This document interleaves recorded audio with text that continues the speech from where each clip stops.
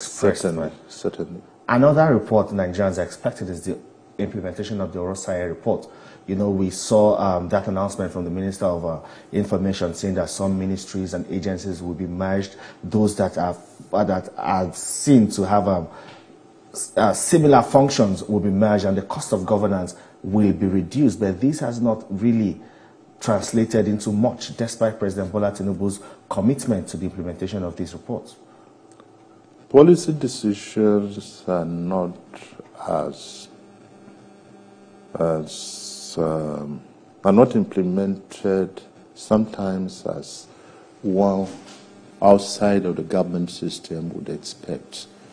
At the end of the day, you have to fine-tune it very well to ensure that there is no duplication, that people do not lose jobs unnecessarily.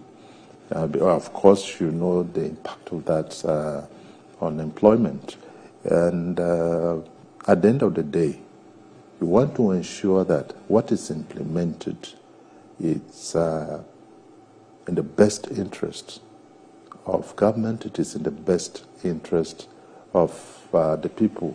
We recall that this report by Rosinger was concluded and submitted before the Buhari administration came to power, and I think before Jonathan. It was during this our time that the president decided to take a keen interest in it. So if you say it's taking time, don't forget the time it was also submitted. Mm-hmm. And it is within this time of President Tinubu that action is being taken on it. Yeah. Well, let's talk politics now. 2027 is still more than 2 years away, but it appears as if the campaign or the build-up to that time is already gaining momentum in the country. We have seen different groups forming alliance and different coalitions coming up now. Some might metamorphose into political parties, and what their aim is to take power from the APC in 2027, especially to unseat President Bola Tinubu in 2027. As a politician now, not as a secretary to the government of the Federation, as a politician who also has been in the game for so long, do you see anybody challenging President Bola Tinubu, giving the party, the APC, a run for its money in 2027? Because some people are also saying that the APC has frittered away its goodwill. So that's why we are seeing these kind of groups coming up to even attempts to take a shot at the #1 seats. Well, there was a time we had over 60 political parties. Well, this is democracy and people are entitled to their views. Again, in a democracy, you always have groups springing up and forming alliances, creating movements, and intending to transform them into political parties. The political ball, quite frankly, has started to roll. And there is one group which is headed by the former governor of Kano State. The secretary is from Benue State, Barrister Emmanuel Jime. He was a member of the House of Reps before. People have a right to form alliances, but my candid advice to my people in the North is this: as you form your alliances, okay, fine. Make sure your candidates are also from the South. Why? Because that is one thing that will guarantee our territorial integrity and unity. I recall in 1999 in Kaduna, we met at the invitation of our leaders. When I talk about we, governors-elect on the platform of the PDP in the North were summoned to Kaduna by our leaders, led by Chief Solomon Lal. He was assisted by Malam Adamu Chiroma. These were very respected people. Others included Abubakar Sule Lamido, Isaac Shah, Professor Suleiman Kumo, Abdul Razak, Iroda Musa, Jerry Gana, and a host of others. I think there were a host of others. There were about 20 of them. Now, what was the discussion? Power change, power shift. Yeah. They told us, there was volatility in the politics because the South had the view that power had been domiciled in the North for too long, since independence. It was time for power to shift to the South. And they said the annulment of June 12 had complicated the whole thing. Therefore, we must support power shift to the South. We had some reservations as young people, but they proffered very superior argument. Power will be in the South, 8 years in the South, 8 in the North. We'll be alternating. And really, that was what brought sanity to the system. That's number one. Number two, who should be the candidate?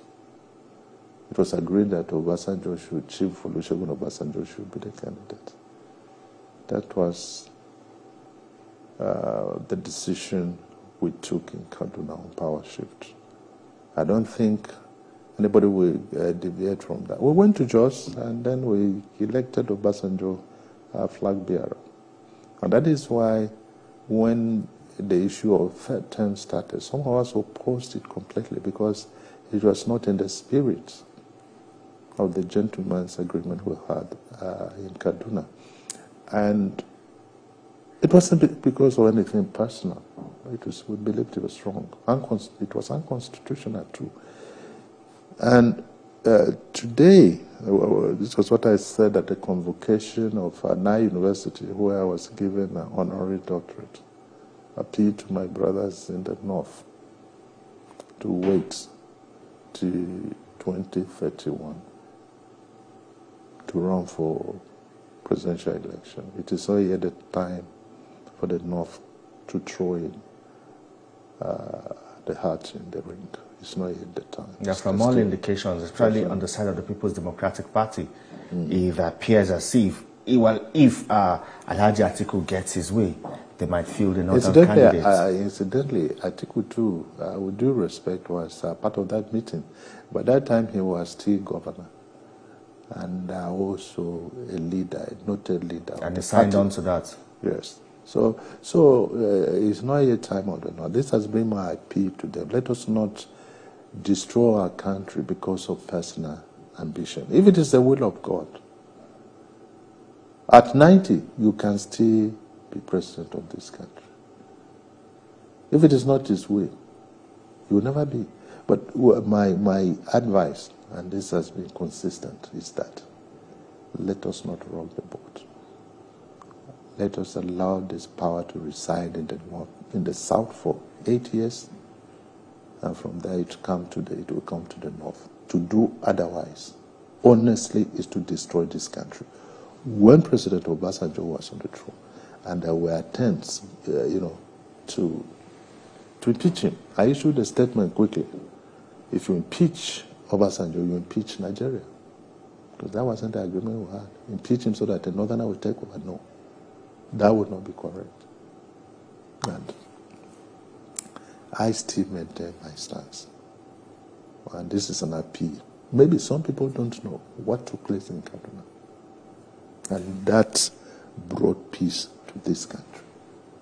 So you're not against groups forming alliances. Your position is that whoever they bring forward as a candidate must be from the South and not the North. Then that candidate will also be defeated by us. Nobody should deceive you that we have lost our destiny, our goodwill. We haven't. No government would have done better than what we are doing. Well, I listened to a podcast from a colleague where he was speaking with a member of the All Progressives Congress, and he asked him if the elections were to be conducted today, as it were, does the APC stand a chance of winning? And he expresses doubts. That is his personal view. But election was conducted recently in Edo. We won. election was conducted in Ondo recently. We won. Maybe the presidential election. What is presidential election? What is different from this thing? Incidentally, the policies of government are impacting. They have started yielding fruit. All this issue of, okay, I am governor of Ondo State, and then when it comes to presidential election, I will not campaign for my president. I will go and campaign for some other person somewhere to win. It will be very funny. And I have no doubt in my mind that we are going to win, round and square, according to Adamochirom. When you say Abiola won, round and square. So we are going to win again, round and square. Anybody, sometimes somebody will have his own personal problem and they try to visit on others. Yeah, it's not so. I think it's just a matter of understanding. And before, I know some people may not be happy with certain things, but the party has its own mechanism for resolving some of these problems. You make peace with people, you reconcile and so on. That's all. It's not that we will lose.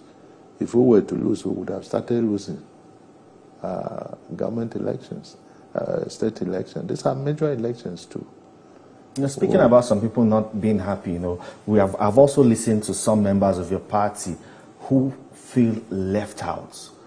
After campaigning and helping the party win election, you know, they feel left out in the scheme of things. Some of them say, you know, some of these appointments being announced are given to people who were not part of that campaign or who even never believed in President Bola Tinubu's agenda and did not even promote it, but they are now benefiting. Well, Bill Clinton once said in his book, My Life, I think, he said, look, after the election, the most critical thing you face is what? Governance. Assembling a cabinet. How do you balance this? Technocrats and politicians. You need politicians, technocrats and politicians. And I think what our government has been doing is to try to have a mix, technocrats and also politicians. It is not yet late for people to be accommodated. It's coming gradually. The list is coming out in bits. So you admit that those concerns are genuine? Not everybody is left out. Obviously, yeah, I mean, those who work for Tinubu, President Tinubu, I don't know whether they should be over 500,000 or that. So how many positions are in government to accommodate everybody? We wish everybody would be accommodated, but there are certain policies that also impact on the lives of everybody, whether you work for the President Bola Tinubu or not. You are a Nigerian citizen, and his policies will have some positive effect on you, members of your family, and your community as well. If you look at the road construction, which is going on in the country, whether you're talking about Lagos, Calabar, you're talking about Sokoto to Baghdad, these are major, these are landmark, signature projects. They are going to impact lots of people and communities. So it's not necessarily that you have a position in government. Even if you don't have it today, tomorrow you have it. You know, or your son will have it. I remember my father was a politician, but he didn't go to school. He had a very big title. He was president of the UNBC at the district level. He suffered a lot of deprivation from the ruling party. But, you know, they were battle charged, they were arrested on trump-up charges, this, and so on. He never even knew that his son would one day be secretary to the government or governor or permanent secretary. So you see, what you invest today may be for a greater tomorrow. This will be my advice. But they are valued members of our party. We respect them, we respect their views, and we'll continue to do so.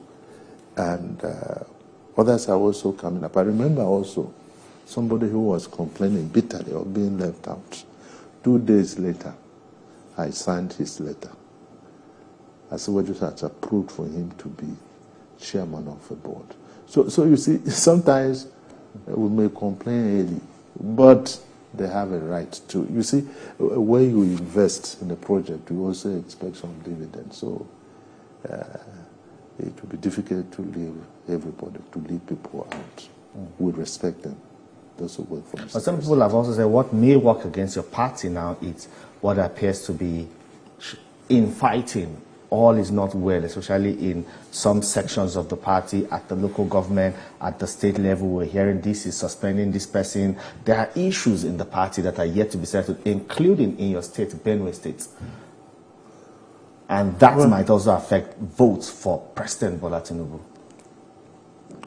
Well, I've been in this game for a long time, and there is no way you can have an organization huge like the APC, and you will not have some disagreements. Even PDP, which is a small party, they have their own disagreements. The PDP people will disagree with you on that. When a small party. How many of them are controlling states? And in any case, when people run away from them to come and join us. So it's a small party. They will not disagree. I think they have how many states now? I think they have 14 or 13. And it's a small party. This is the biggest party anyway in Africa so far. So you see, people's attitude to politics depends on their background too. I've been in this game for a long time by the grace of God. I have produced governors. Whether upon taking office they respect George Akume or not, that is their business. But the support of the masses is always with me. And that is why whenever people want to be what they want to be in politics, they come to Akume. If I were that bad, why is it that every time people come to see me, to consult me, to kneel down before me, to even cry, because they want to be this or that? People's attitude to politics depends on their background. So, I don't talk much. The masses are always with me, and I think it's a blessing from God.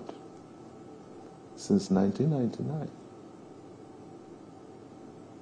You see, such people are rare. But as a leader, are you trying to reconcile your party, reconcile the differences within your party in Benue State? To ensure everyone is on the same page. Are you making moves? Sure, we have to reconcile. It's very important we reconcile. I am one who is always for peace. Anybody who knows me will tell you that, yes, one of my major weaknesses is that I easily forgive people. I forgive because I also have my faults. Maybe if I don't forgive, God wouldn't bless me the way He has done. 2027, they will begin to cry to me again. I'm not kidding. All these talks, I just laugh because some have tested me in the past and they continue to regret.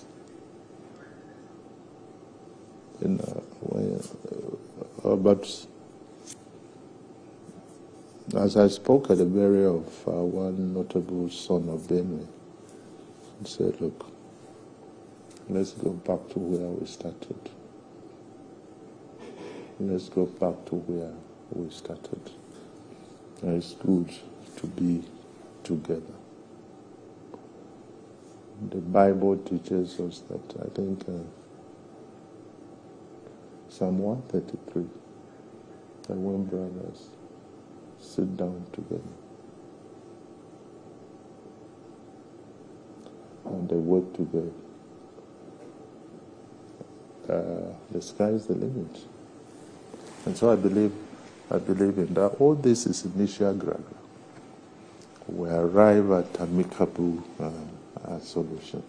All right, then. We've arrived at the end of our program today. Thank you so much, Secretary to the Government of the Federation, Senator George Akume, for your time on the program. And our conversation has been on President Bola Tinubu's proposed tax reforms, a litmus test for the Renewed Hope agenda. And that's all on the program this week. You can see this episode again on TVC News YouTube channel. Thank you very much for watching.